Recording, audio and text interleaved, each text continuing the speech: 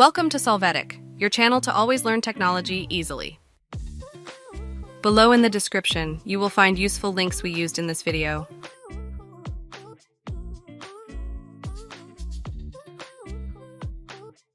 Today in Solvetic, we will see how to copy the link of a Facebook profile on PC.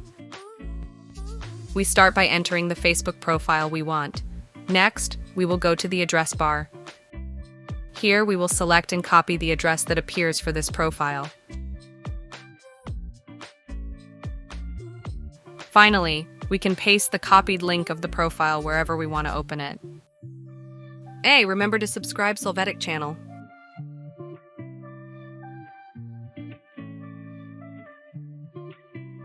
We hope it has been helpful for you.